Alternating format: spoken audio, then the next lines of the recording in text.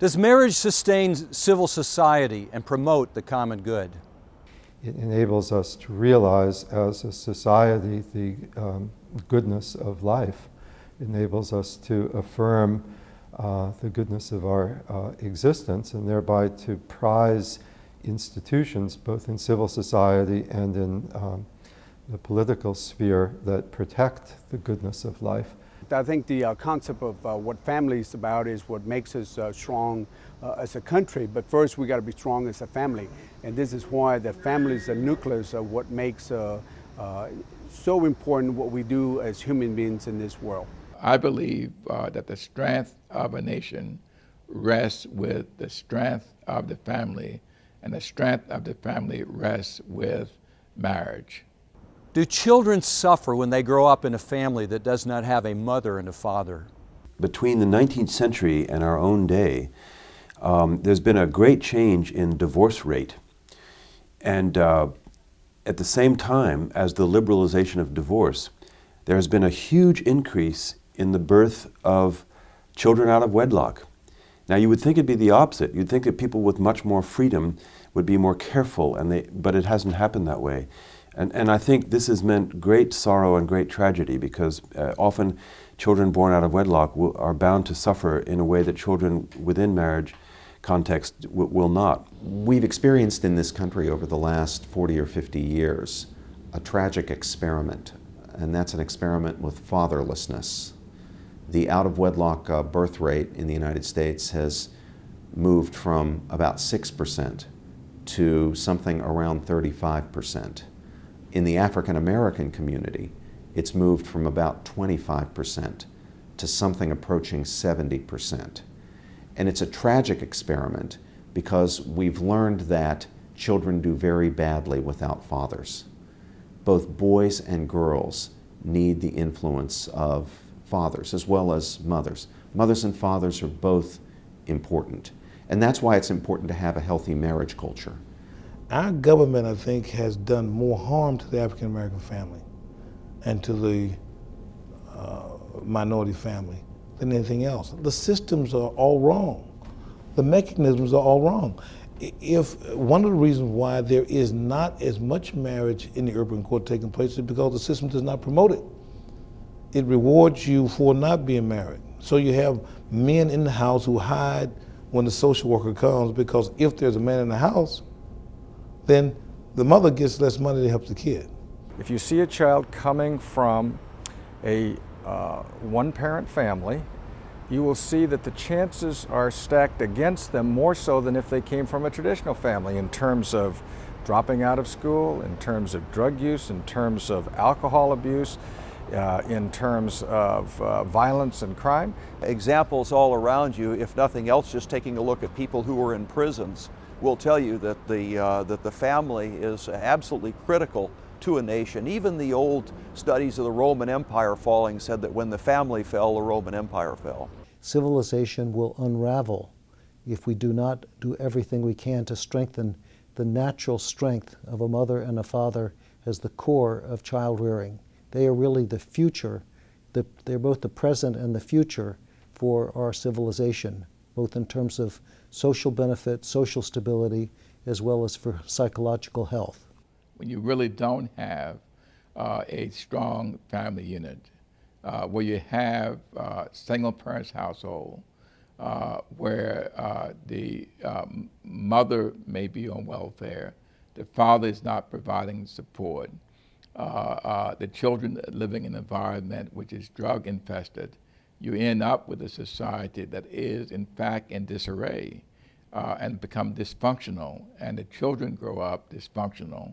99% of young men that are involved in gangs are from father-absent homes. Why? Because a young man learns self-control from a dad. Just like a young man, a young boy, learns respect, kindness, gentleness from his mom. So we are groaning under a generation of young men who have no self-control. Does a functioning marriage society preserve the civil liberties that we all value so deeply?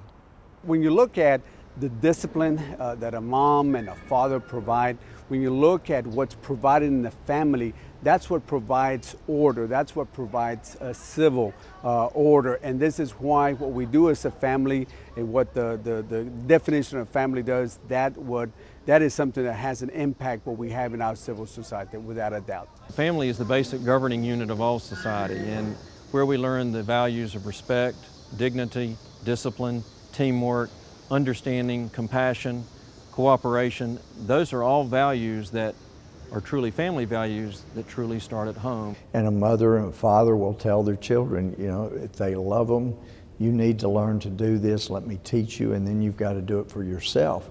And as the family disintegrates, then you see people demanding that the government do this for that and that for me. I believe very strongly that a strong functioning marriage culture protects political liberty and continues to indicate the limits of government. I think a weakened marriage culture shows the overreach of government, the hubris of government, the recreation of marriage by the state, all of which are bad things from the point of view of traditional liberties. We look for answers in government.